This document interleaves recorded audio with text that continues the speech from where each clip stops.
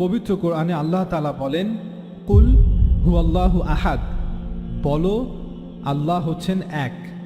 আল্লাহু সামাদ, তিনি অমুখাপেক্ষী, স্বনির্ভরশীল এবং স্বয়ংসম্পূর্ণ। সকল অস্তিত্ব তার উপর নির্ভরশীল, কিন্তু তিনি কোনো কিছুর উপর নির্ভরশীল নন।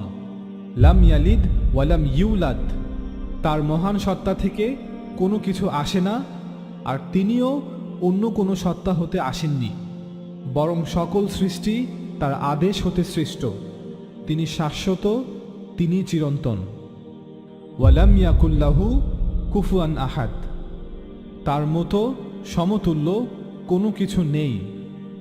এটাই হলো প্রধান যুক্তি যে এটা কিভাবে সম্ভব যে একটি স্বনির্ভরশীল অমুখাপেক্ষী অস্তিত্ব ছাড়া সম্ভাব্য অস্তিত্বে আসতে পারে। অতএব যদি কেউ প্রমাণ করতে পারে যে ইন্ডিপেন্ডেন্ট এক্সিস্টেন্স বা স্বনির্ভরশীল অস্তিত্ব ছাড়া সম্ভাব্য অস্তিত্বে আসতে পারে, তবে আমি তৈরি আছি নাস্তিক হওয়ার জন্য। আল্লাহ তাআলা পবিত্র কোরআনে বলেন, আম খুলিকু মিন গায়রি শাইইন আম হুমুল খালিকুন আম খালাকুস সামাওয়াতি ওয়াল আরদ বাল লা ইউকিনুন। অর্থাৎ তারা কি শূন্য হতে অস্তিত্বে এসেছে? তারা কি শূন্য হতে সৃষ্ট হয়েছে? নাকি তারা নিজেরাই নিজেদের স্রষ্টা? অথবা নভমণ্ডল ও ভূমণ্ডল কি তারা সৃষ্টি করেছে? বরং তারা এগুলোর কোনো কিছুর বিষয়ই নিশ্চিত নয়। অর্থাৎ অস্তিত্বের ব্যাপারে নাস্তিক বস্তুবাদীদের দাবিগুলো মূলত নিছক অনুমান। কারণ সৃষ্টি জগৎ এবং মহাবিশ্বের বিষয়ে চারটি সম্ভাব্য অবস্থান রয়েছে। এক, মহাবিশ্ব শূন্য থেকে এসেছে, যেটা অন্টোলজিক্যালি, কসমোলজিক্যালি এবং ম্যাথমেটিক্যালি অসম্ভব। কারো সাহস নেই যে এটা দাবি করতে পারবে। দুই, মহাবিশ্ব অসীম এবং অনন্ত। আচ্ছা, ধরা যাক মহাবিশ্ব অসীম এবং অনন্ত। যদি মহাবিশ্ব অসীম হয়েও থাকে, তবে মহাবিশ্ব কি ডিপেন্ডেন্ট নাকি ইন্ডিপেন্ডেন্ট? অর্থাৎ মহাবিশ্ব কি মুখাপেক্ষী না অমুখাপেক্ষী?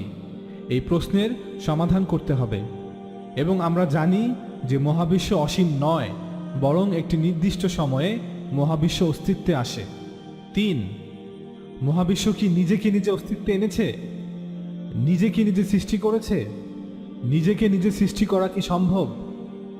এখন যদি আমি বলি এক্স সৃষ্টি করেছে ওয়াইকে, তবে আমি পূর্ব থেকেই এক্সের অস্তিত্ব মেনে নিচ্ছি, যা পরবর্তীতে ওয়াইকে সৃষ্টি করেছে। কিন্তু আমি যদি বলি যে এক্স সৃষ্টি করেছে এক্সকে, তবে আমি এক্সের অস্তিত্বের জন্য পূর্ব থেকেই সেই একই এক্সের অস্তিত্বকে মেনে নিচ্ছি। এটা সুস্পষ্টভাবেই স্ববিরোধী এবং যৌক্তিকভাবে অসঙ্গত।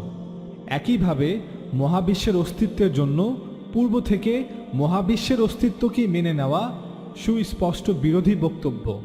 এই ধরনের যুক্তি রূপকথার গল্পেই ভালো মানায়। এটা মোটেও বিজ্ঞান নয়। নিজেকে নিজে কেউ সৃষ্টি করতে পারে না। এটা সম্ভব নয় যে কোনো কিছু একই সময়ে অস্তিত্বে আছে আবার নেই। একজন মা নিজেকে নিজে জন্ম দিতে পারে না, এটা সম্ভব নয়। চার, চতুর্থ এবং শেষ অপশন হচ্ছে সৃষ্টি জগৎকে অস্তিত্বে আনা হয়েছে এমন কিছু দ্বারা যার এই সক্ষমতা আছে।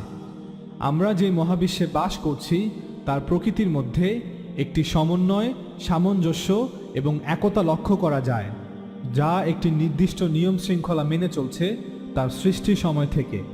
মহাবিশ্বের এই প্রাকৃতিক সামঞ্জস্যতা বিজ্ঞান আবিষ্কার করেনি, বরং এটি বিজ্ঞানের মেনে নেওয়া একটি পূর্ব ধারণা। আইনস্টাইনের বিখ্যাত সেই উক্তি, "The most incomprehensible thing about the universe is that it is comprehensible."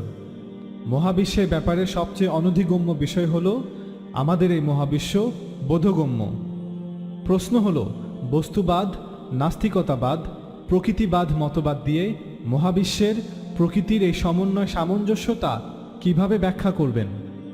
এটা বললেই হবে না যে ইউনিভার্স জাস্ট ইজ, যেমনটা বার্ট্রান্ড রাসেল বলেছিলেন, কারণ এটি একটি সার্কুলার আর্গুমেন্ট।